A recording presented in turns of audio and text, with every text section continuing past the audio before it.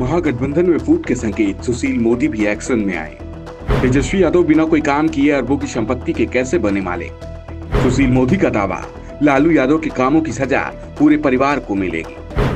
बिहार की राजनीति में फिर 6 साल पहले के दौर में पहुंचती दिख रही है। 6 साल पहले नीतीश कुमार महागठबंधन में थे, केंद्र में बीजेपी की ही सरकार थी, पीएम नरेंद्र मोदी ही थे। इसके साथ ईडी और सीबीआई की बिहार में जबरदस्त तरीके से एंट्री चल रही थी। लालू परिवार से लगातार पूछताछ हो रही थी, रोज एक नया मामला सामने आ रहा था। तो बीजेपी नेता सुशील मोदी रोज प्रेस कॉन्फ्रेंस कर लालू परिवार की मुश्किलें बढ़ा रहे थे। सवाल नीतीश कुमार से भी हो रहे थे, जो महागठबंधन में थे और महागठबंधन के नेता भी थे।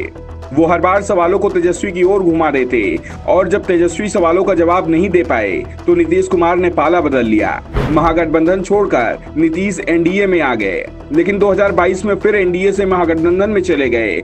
1 साल भी अभी नहीं हो पाया है कि महागठबंधन में आरजेडी और जेडीयू के बीच रार दिखाई देने लगी है। तो बीजेपी के साथ नीतीश करीबी दिखा रहे हैं। एक बार फिर लालू परिवार पर सीबीआई और ईडी का शिकंजा कसता दिख रहा है और एक बार फिर बीजेपी की ओर से कमान सुशील मोदी ही संभाल रहे हैं। सुशील मोदी लालू परिवार पर जमकर निशाना साध रहे हैं। उन्होंने सवाल किया कि बिहार के मौजूदा deputy CM Tejashwi Yadav intermediate तक पढ़ाई नहीं की, वे क्रिकेट खेलने गए थे लेकिन वहां भी विफल रहे। उन्होंने कोई दूसरा रोजगार धंधा भी नहीं किया। फिर बिना कुछ किए सिर्फ 29 साल की उम्र में वे अरबों रुपए की 52 संपत्तियों के मालिक कैसे बन गए।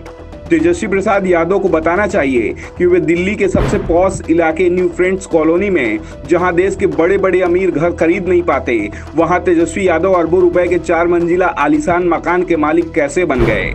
सुशील मोदी ने कहा कि लालू प्रसाद ने सत्ता में रहते हुए एक ही नारा लगाया था, तुम मुझे जमीन दो, मैं तुम्हें नौकरी दूंगा।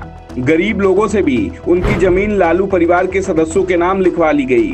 हर काम के लिए जमीन लेते हुए गरीब परिवार में जन्मे लालू प्रसाद सबसे बड़े जमींदार बन गए। उनके पास पटना में 1 लाख वर्ग फुट से ज्यादा बेशकीमती जमीन है।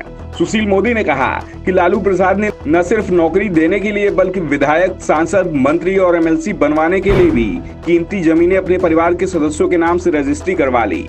आज अगर उनका पूरा परिवार जांच के फेरे में पड़ा है तो इसके लिए खुद लालू प्रसाद जिम्मेदार हैं। उन्होंने खुद ही पूरे परिवार को फंसा दिया, किसी दूसरे ने नहीं फंसाया। बीजेपी सांसद ने कहा कि ईडी ने आरजेडी के जिस पूर्व विधायक आबू दुजाना के ठिकानों पर छापेमारी की है, ये वही आबू दुजाना है जो पटना में तेजस्वी यादव का 750 करोड़ का मॉल बनवा रहे थे। क्या ऐसे लोगों की जांच नहीं होनी चाहिए? क्या सत्ता में बैठकर कई अरब की अवैध संपत्ति अर्जित करने वालों को खुला छोड़ देना चाहिए? इस दौरान सुशील मोदी ने जेडीयू अध्यक्ष ललन सिंह के यूटर्न पर भी सवाल उठाए हैं। ललन सिंह ने लालू परिवार के खिलाफ जो सबूत सीबीआई को सौंपे थे, आज उन सबूतों पर ही सवाल उठा रहे हैं। सुशील मोदी ने कहा, अगर लालू को गलत तरीके से फंसाने की कोशिश होती, उन्हें चारा मामले से जुड़े 5 अलग अलग केसों में कोर्ट दोषी नहीं मानती। ललन सिंह एनडीए और महागठबंधन में पहुंच गए हैं तो उन्हें अपने ही सबूत फर्जी लग रहे हैं। वैसे जिस तरह से सुशील मोदी अचानक सक्रिय हो गए हैं, उससे एक बात तो साफ दिखाई दे रही है, बिहार में कुछ बड़ा होने वाला है। क्योंकि परिस्थितियां इशारा कर रही हैं कि महागठबंधन में कुछ भी ठीक नहीं चल रहा है। अभी भी 5 एमएलसी सीटों के लिए चुनाव चल रहा है और एमएलसी चुनाव में अगर महागठबंधन क्लीन स्वीप कर पाता है तो फिर बिहार में बड़ा बदलाव हो सकता है।